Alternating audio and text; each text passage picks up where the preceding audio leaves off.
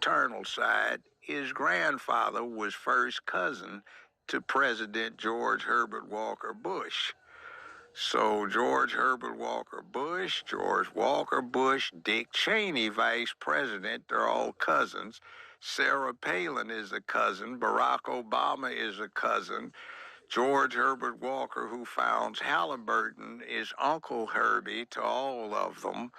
And interestingly, when he was running against John McCain's running partner was his cousin, Sarah Palin, who was governor of Alaska.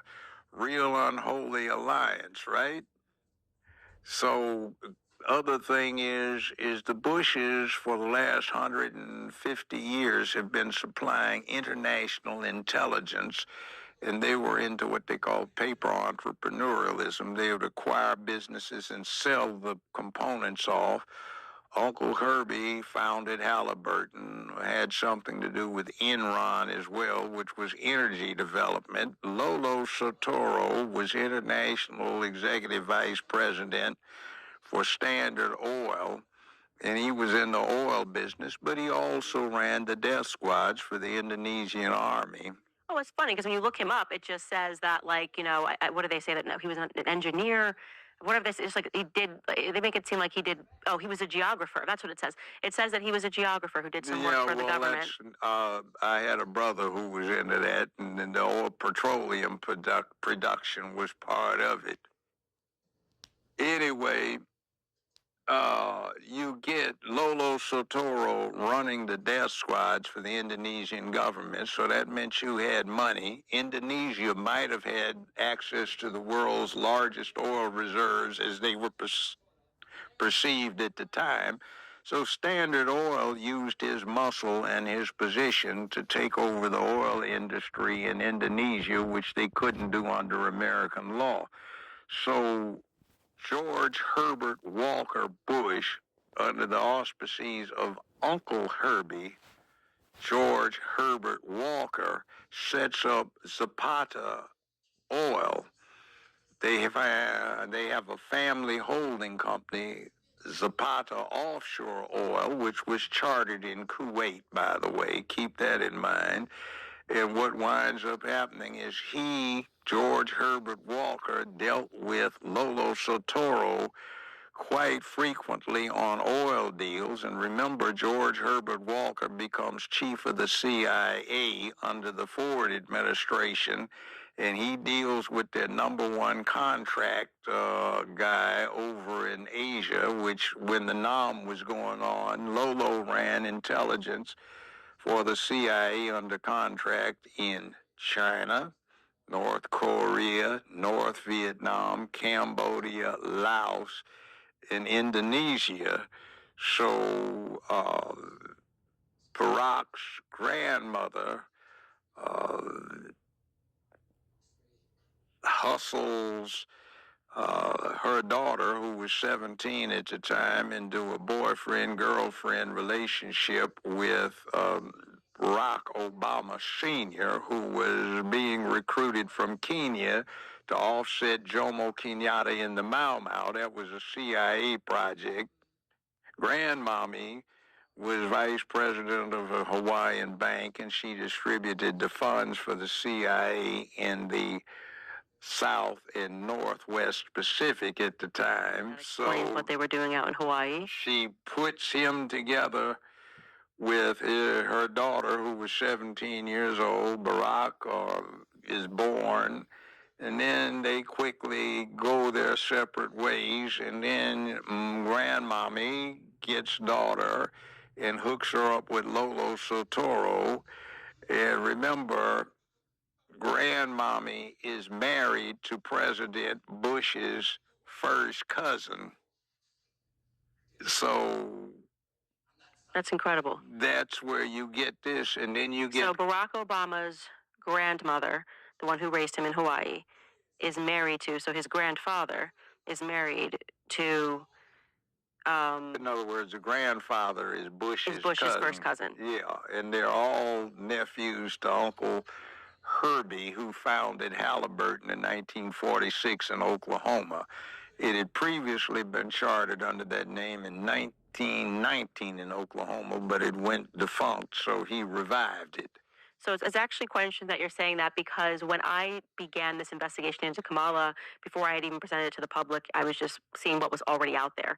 And there was this random person who wrote a blog piece years ago, 10 years ago, saying that, you know, and I thought it was crazy when I read it, but he said that Kamala Harris and Joe Biden share a grandfather. And I went, like, that's so wacky. It's, what are you talking about? But then as we started realizing, May, that's on the Irish side. right, the same last name, Finnegan. They actually are all Finnegans, and they both kind of have. Once you get to granddad stage, it gets a little shady, is what I'll say. You know, she's lying about things. Her dad's lying about things. I can't quite figure out. Like we can't find a picture of the real Beryl. We know that Beryl had a sister who was very very white, and actually the name that she gives us, Patrick Al-Nahanus Finnegan, doesn't seem to exist. So we're lying about a grandparent somewhere. And then when I started looking into Biden's side, I was doing it this weekend, you know, things are pretty shady there too. I'm just kind of at the beginning of this, but you know, it's like his great grandfather, like, you know, same situation. Like the parents both died at very young ages. One was an alcoholic. You know, it's always like the parents somehow go missing, and then the grandparents, like he also like, you know, was really raised and formed by his grandparents. So it's getting interesting, especially when you consider what the world was, which I think is something that people don't do. Like people always want to apply the logic to today, and they don't realize how things were back in the 60s or back in the 40s, how easy it was to fake documents, how easy it was to move into different countries. Yes. And I had Kamala's family relative tell me that you could literally just walk into the office in Jamaica and say, like, make a birth certificate. Like, it was just very easy to get things done in that way. Very. And see, the other thing, too, is you, with your situation, you are well aware of the Commonwealth, right? Okay. Your in-laws. Mm-hmm. All right. Now, that was Hong Kong, Singapore, that was Nigeria, that was Kenya, South Africa, that was Pakistan, that was India, that Jamaica. was Jamaica, man, that was the Bahamas, that was Barbados, that was New Zealand, that was Australia. So I used to get to Jamaica an awful lot. So you hear somebody, hey man, everything gonna be alright, man, how do you mind? Speaking patois, and you turn around and there's somebody Chinese talking like they go, oh wow. Well, see, it's the British Commonwealth, before that the British Empire, so everybody travels freely around there. Now, I have a friend that's married to a Jamaican. She was born in Jamaica. So were her parents, but she's English aristocracy, and I won't mention the name, but they're related to the English royals. She's blonde-haired, blue-eyed, and she was born in Jamaica because her aristocratic parents just happened to be over there, and they were born when their aristocratic English nobility parents were born in the place.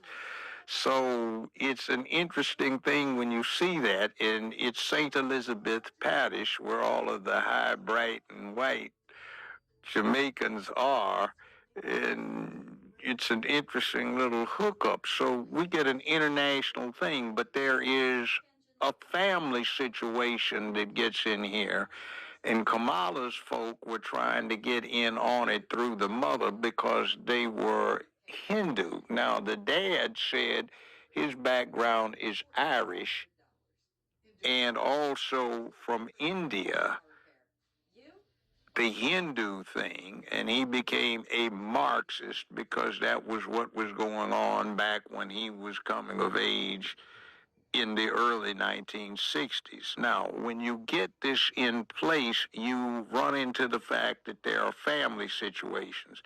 Now, when I was in Hollywood, I made a whole lot of money. I had places all over the country, and I had 2 places in Aspen, Colorado. So my ex was a social climber, and she was a ski instructor up in Aspen, of all things. So everybody wanted to go skiing with Mrs. Brown in the backcountry. So we wound up meeting billionaires and really multi-millionaires. And it's interesting because there are these family connections that are not obvious,